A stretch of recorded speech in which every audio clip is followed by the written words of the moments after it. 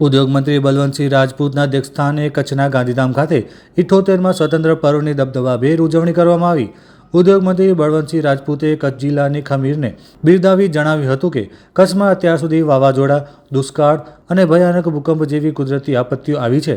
કચ્છના લોકોએ હંમેશા જુસ્સાભેર આ આફતોનો સામનો કર્યો છે। મંત્રીએ ભૂકંપમાં જીવ ગુમાવનારા લોકોને શ્રદ્ધાંજલિ આપીને તેમના પરિવારજનો પ્રત્યે સહાનુભૂતિ વ્યક્ત કરી હતી। આ પ્રસંગે કચ્છ મોરબી સાંસદ વિનોદભાઈ ચાવડા, જિલ્લા પંચાયત પ્રમુખ જનકસિંહ જાડેજા, ધારાસભ્ય માલતીબેન મહેશ્વરી, વિરેન્દ્રસિંહ જાડેજા, ત્રિકમભાઈ છાંગા, કેશુભાઈ પટેલ, ગાંધીધામ નગરપાલિકા પ્રમુખ તેજસભાઈ શેઠ, તાલુકા પંચાયતના પ્રમુખ શાંતાબેન બાબરિયા, અગ્રણી ધવલ શાહ, જિલ્લા કલેક્ટર અમિત અરોરા, પશ્ચિમ કચ્છ પોલીસ અધિક્ષક સાગર બાગમાર, નિવાસી અધિક કલેક્ટર મિતેશ પંડ્યા, મદદનીશ કલેક્ટર સુનિલભાઈ, જિલ્લા ગ્રામ વિકાસ એજન્સીના નિયામક નિકુંજ પરીખ, તાલીમી સદની અધિકારી ઇન્ચાર્જ સુસ્મિતાબેન સહિત પદાધિકારીઓ, જિલ્લા અને તાલુકા ઉચ્ચ અધિકારીઓ, શાળાના વિદ્યાર્થીઓ અને શહેરીજનો મોટી સંખ્યામાં ઉપસ્થિત રહ્યા હતા।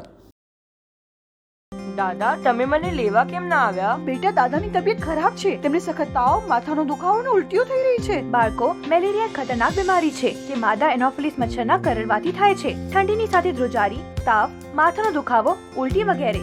જો કોઈને પણ આ લક્ષણ દેખાય તો તપાસ અને ઇલાજ કરાવવો જોઈએ। આપણે તરત જ સ્વાસ્થ્ય કેન્દ્ર જવું જોઈએ। મેલેરિયાના લક્ષણ હોય તો સરકારી સ્વાસ્થ્ય કેન્દ્રમાં જઈને મફતમાં તપાસ અને સંપૂર્ણ ઇલાજ કરાવો। આ દ્રઢ સંકલ્પ અમારો છે। ભારતની મેલેરિયા મુક્ત બનાવવા છે।